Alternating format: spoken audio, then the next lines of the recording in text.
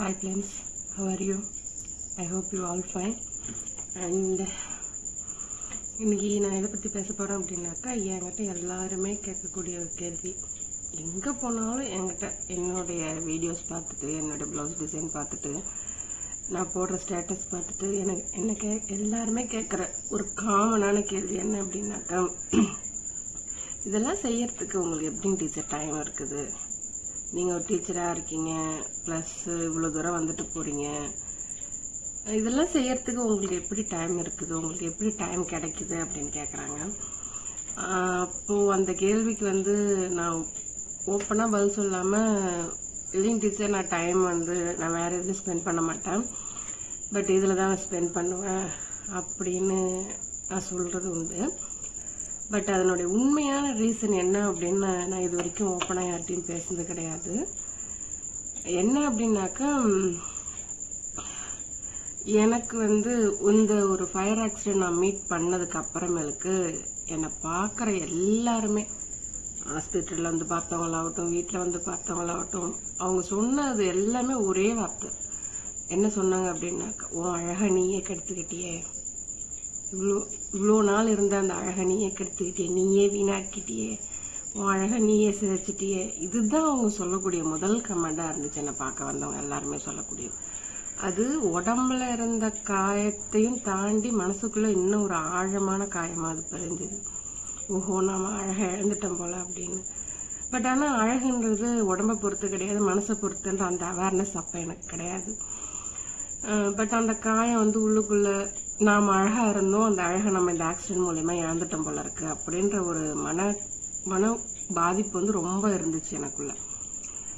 அப்போ அந்த ஒரு தாட்லேருந்து எப்படி வெளியில் வரலாம் அப்படின்னு யோசிக்கும்போது, எனக்கு நேச்சுரலாகவே கிராஃப்ட்ஸ், ஹேண்ட் கிராஃப்ட்ஸ் செய்வோம் இல்லைங்களா, கூட பின்னுறது, குரோஷா ஒயர் போடுறது, இல்லை ஒரு இடத்த நல்லா ஆர்கனைஸ் பண்ணி வச்சுக்கிறது, ஒரு ட்ரெஸ்ஸை ஒரு நல்ல அது எப்படி நம்ம ஒரு அழகாக மாற்றுது அப்படின்றதுல எனக்கு கொஞ்சம் ஆர்வம் அதிகமாக இருந்துச்சு. அப்போ நான் என்ன பண்ணேன் அப்படின்னாக்கா, என்னுடைய கவனத்தை என்னுடைய ஹேண்ட் கிராஃப்ட்ஸில் நான் திருப்பினேன். கூட போடுவேன், குரோஷா ஒயர் பின்னுவேன்.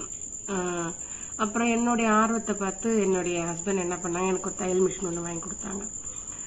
அது என்ன ஆச்சு அப்படின்னாக்கா, அதில் வரக்கூடிய அவுட்புட், நான் அதை செஞ்சு முடிக்கும்போது அந்த அவுட்புட்டை பார்க்கும்போது எனக்கு என்ன ஃபீலிங் ஆச்சு அப்படின்னாக்கா, நான் என்ன இழந்தேன் அப்படின்றத தாண்டி எனக்குள்ள என்ன இருக்குன்னு எனக்கு புரிய ஆரம்பிச்சது. அந்த கிராஃப்ட்ஸ் உள்ள நான் என்ட்ரு ஆக ஆக என்னுடைய கவனம் அந்த கிராஃப்ட்ஸ் உள்ள போக போக எனக்குள்ள என்ன இருக்குது அப்படின்றது எனக்கு புரிய வந்துச்சு.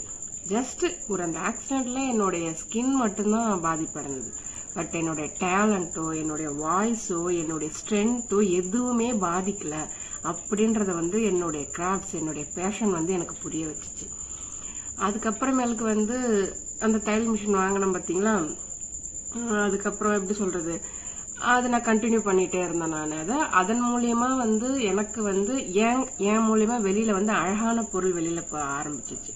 நான் செய்யக்கூடிய பொருள் எல்லாமே அந்த அழகான கூட பின்றதாகட்டும், அந்த கிராஃப்ட்ஸ் பண்றதாகட்டும், குரோஷா பின்றதாகட்டும், பிளஸ் உள்ளன்ல போட்டு நம்ம செய்வோம் இல்லைங்களா, ஒரு ஸ்வெட்டர் பின்றது, அந்த மாதிரியான இது ரொம்ப ஒரு எப்படி சொல்றது, ஒரு வெளியில அவுட்புட் வரும்போது அவ்வளோ அழகா இருந்துச்சு. அது என்னை ஒரு பூஸ்ட் பண்ணிச்சு, ஒரு இம்ப்ரூவ்மெண்ட் எனக்கு கொடுத்துச்சு. அந்த தையல் மிஷின் 2010 அந்த தையல் மிஷின் வாங்கினா, இப்போ நான் போட்டுட்டு இருக்கேன் இல்லைங்களா, பிளவுஸ் டிசைன்ஸ் போட்டுட்டு இருக்கேன் இல்லைங்களா, அந்த பிளவுஸ் டிசைன்ஸ் எல்லாமே அந்த மிஷின்ல நான் தச்சது தான்.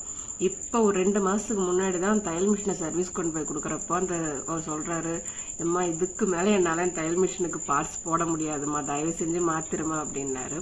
அப்புறம் அதை கொடுத்துட்டு தான் இப்போ ஜாக் F5 வாங்கினேன் நான். இதில் என்ன சொல்ல வரேன் அப்படின்னாக்க, நம்மளுடைய டேலண்ட் அப்படின்றது ஒவ்வொருத்தருக்குள்ளேயுமே ஒரு டேலண்ட் ஒன்று இருக்கும். அந்த டேலண்ட் எப்பயாச்சும் நீங்க கல்யாணத்துக்கு அப்புறம் அந்த டேலண்ட்டை நீங்க மிஸ் பண்ணிருக்கலாம், அதுக்கான டைம் உங்களுக்கு கிடைக்காம இருந்திருக்கலாம். ஸோ அதை அப்படியே விடாம கொஞ்சம் அதை எடுத்து உங்களை நீங்க உங்க சோலை ஃபுல்ஃபில் பண்ணிக்கிறதுக்கு உங்க டேலண்ட்டை யூஸ் பண்ணுங்க அப்படின்றதா என்னுடைய வேண்டுகோள். ஓகேங்களா? அப்படித்தான் நான் என்னுடைய பேஷனை கண்டினியூ பண்ண ஆரம்பித்தேன். ப்ளஸ் நான் வந்து இப்போ டைலரிங் பண்ணிட்டும் இருந்தேன் நான். அப்புறமா நான் வந்து எக்ஸாம் எழுதி எனக்கு டீச்சர் போஸ்டிங் கிடச்சிச்சு. அதுவும் போயிட்டுருக்குறேன். பட் நான் டீச்சராக போனாலும், ப்ரொஃபஷன் வைஸ் நான் டீச்சராக போனாலுமே என்னுடைய பேஷனை நான் விட்டு கொடுக்கவே இல்லை. பிகாஸ் என்னுடைய பேஷன் தான் என்னுடைய ஸ்ட்ரென்த்துக்கு மெயின் ரீசன்.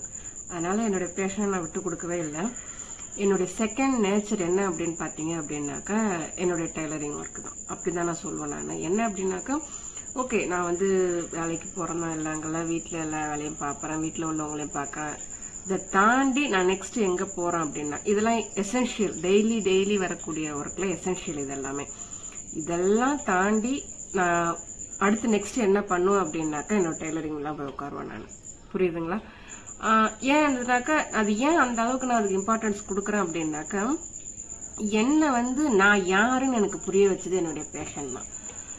இது சில பேருக்கு வந்து எப்படி சொல்றது, நீங்க வந்து இதுல என்ன இருக்குது, இது எப்படி ஒன்று இந்த அளவுக்கு கொண்டு வரும் அப்படின்னு கூட நீங்க கேட்கலாம். பட் ஆனால் அது அப்படி கிடையாது. அதுல இன்வால்வ் பண்ணி உட்காந்து நீங்க செய்யும் போதும் சரி, அதுலேருந்து அவுட்புட் உங்களுக்கு கிடைக்கும் போதும் சரி, அதை பார்க்கும்போது உங்களுக்குள்ள ஒரு ஃபீலிங் ஒன்று வரும் பார்த்தீங்களா? அதுக்கு அந்த ஃபீலிங்க்கு வந்து ஒரு ஃபுல்ஃபில்மெண்ட், ஒரு சோல் ஃபுல்ஃபில்மெண்ட்ன்றது அதில் கிடைக்கும். அது உங்களுக்கு என்ன மாதிரி இருக்கிற பேர்ன் சர்வேயருக்கு வந்து அதனுடைய இது என்னன்னு தெரியும். என்னால் இது முடியும் அப்படின்னாக்க உங்களாலையும் கண்டிப்பாக முடியுன்றதான் என்னுடைய எண்ணம். சரிங்களா? ஸோ என்னுடைய பேஷன் என்னுடைய செகண்ட் நேச்சர். ஸோ அதுக்காக நான் டைம் வந்து ஸ்பெண்ட் பண்ணலை, டைம் நான் இன்வெஸ்ட் பண்ணுறேன். ஓகேங்களா? நீங்களும் ட்ரை பண்ணி பாருங்கள். உங்கள் பேஷனை விடாதீங்க, கண்டினியூ பண்ணுங்கள். All the best. பாய்.